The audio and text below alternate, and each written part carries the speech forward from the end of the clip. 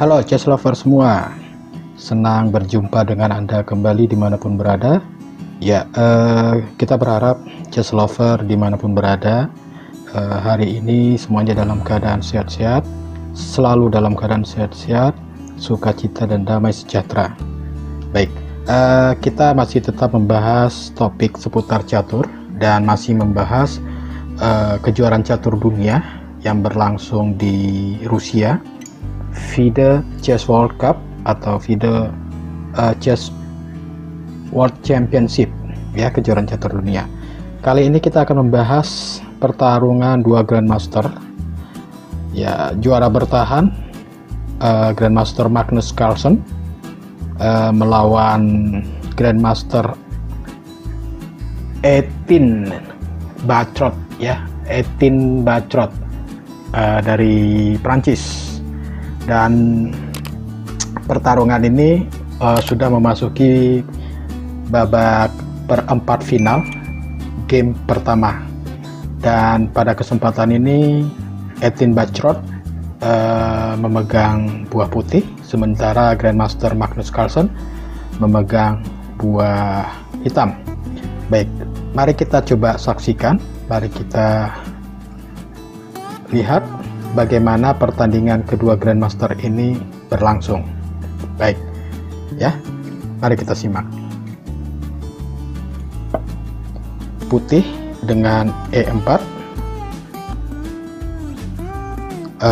King's Pawn opening, direspon oleh hitam dengan E5.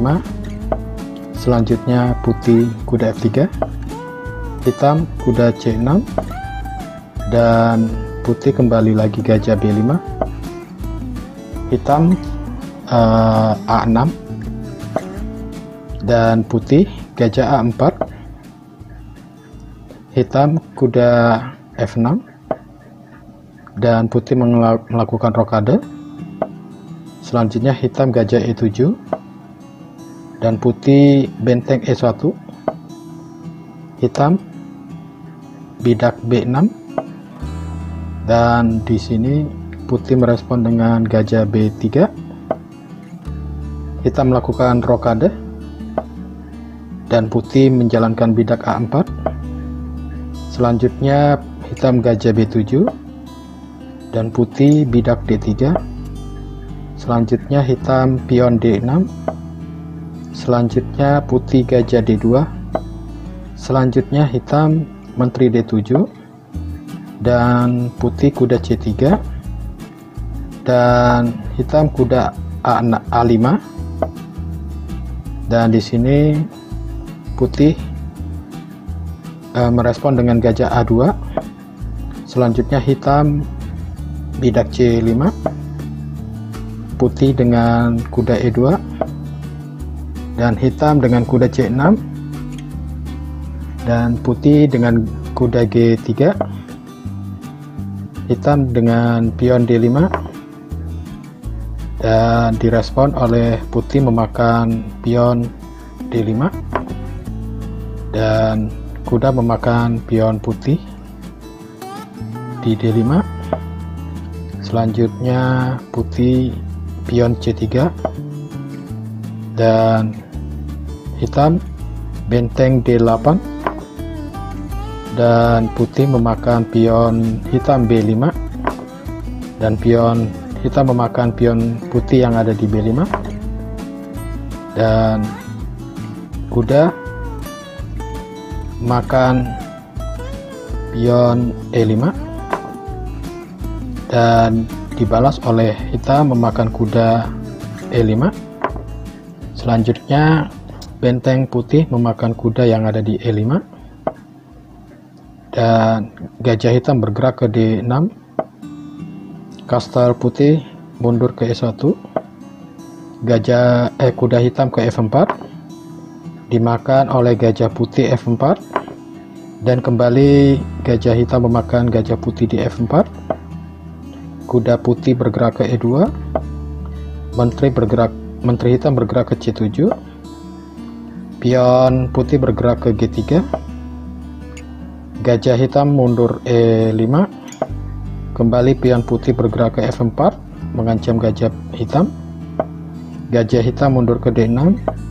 Selanjutnya menteri putih bergerak ke H5, direspon oleh menteri hitam bergerak ke C6, dan menteri putih mundur ke H3. Selanjutnya pion hitam bergerak ke C4, dan pion putih bergerak ke D4. Benteng hitam bergerak ke E8. Ya, putih pion D5 mengancam menteri hitam, dan menteri hitam memakan pion D5. Putih benteng ke D1 mengancam menteri hitam, dan di sini hitam merespon dengan memakan kuda E4, dan putih memakan menteri D5 menggunakan benteng, dan di sini hitam memakan benteng putih yang ada di E1 sekaligus sekak, dan raja putih naik ke F2. Ya, selanjutnya hitam menjalankan benteng ke E8. Ya, selanjutnya putih menjalankan benteng ke E5. Ini adalah langkah yang paling tepat yang harus dilakukan putih untuk menghindari kekalahan ataupun menghindari raja mati.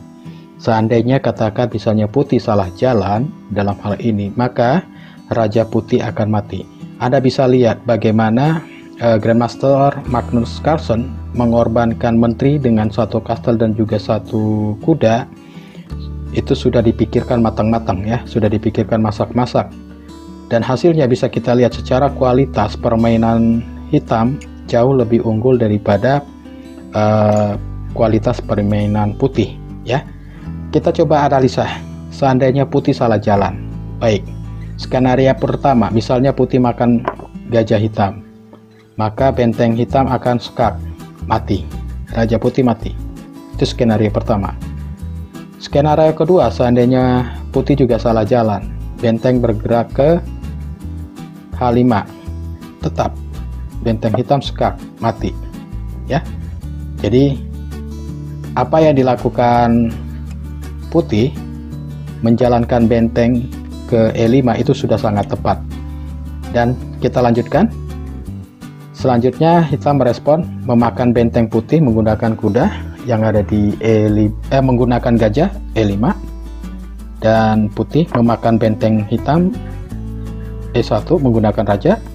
Selanjutnya skak, gajah hitam memakan pion putih C3, skak gajah dan juga skak kastel. Raja putih bergerak ke F1. Menteri hitam gajah hitam mengancam menteri putih C8. Menteri putih bergerak ke G2. Gajah hitam bergerak ke F5. Menteri putih bergerak ke D5.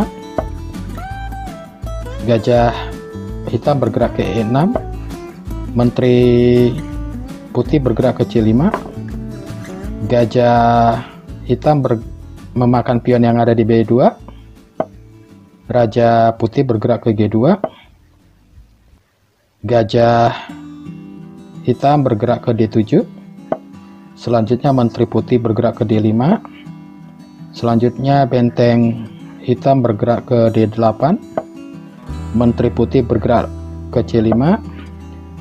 Gajah hitam bergerak ke F6. Gajah putih bergerak ke B1.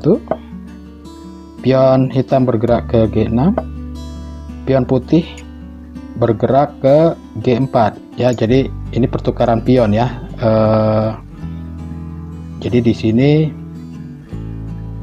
putih mengorbankan pion ini agar menteri putih bisa memakan pion hitam yang ada di B5 ya. Mari kita saksikan, mari kita lanjutkan ya. Gajah hitam memakan pion putih yang ada di G4. Selanjutnya menteri putih memakan pion hitam B5. Selanjutnya pion hitam melaju ke pion hitam maju ke C3. Selanjutnya pion putih maju ke F5 dan pion hitam maju ke G5. Nah, pada langkah ke-44 di sini pertandingan berhenti karena Grandmaster Etienne Bacrot menyerah, mengaku kalah.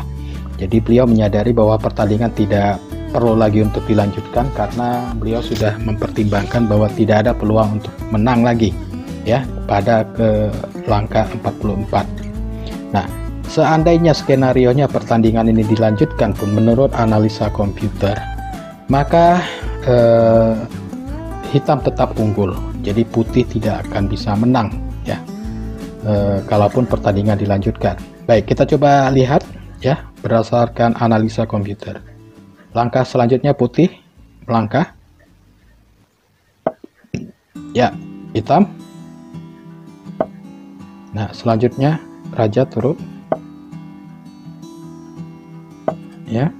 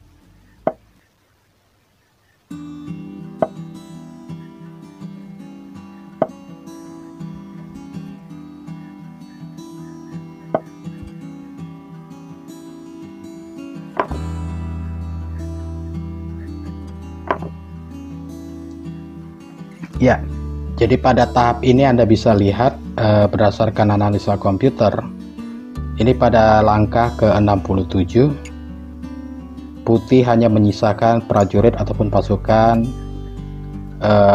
raja dan satu pion, sementara hitam satu menteri, satu gajah dan dua pion. Jadi memang tidak ada peluang lagi untuk putih bisa menang. Oleh karena itu memang untuk keputusan Grandmaster Etienne Bacrot untuk menyerah pada langkah ke-44 sebelumnya ya, pada langkah ini langkah ke-44 sudah sangat tepat ya. Jadi saya rasa demikian yang bisa kami sampaikan untuk pertandingan antara Grandmaster Magnus Carlsen dan juga Etienne Bacrot pada kesempatan ini, yang dimenangkan oleh Magnus Carlsen pada langkah 44 ya. Baik, bila ada kata-kata yang kurang pas, kurang sopan ataupun yang banyak yang masih bersalah, mohon chess lover semua untuk memakluminya, karena kami juga masih tetap harus belajar, kami tetap berusaha untuk memberikan yang terbaik. Oleh karena itu dukung channel kami dengan like, subscribe, dan share agar kami bisa tetap semangat memberikan informasi-informasi pertandingan catur seputar catur yang berguna bagi kita semua. Saya rasa demikian, chess lover. Kita bertemu untuk sesi ataupun pada kesempatan selanjutnya. Tetap semangat, salam sehat selalu.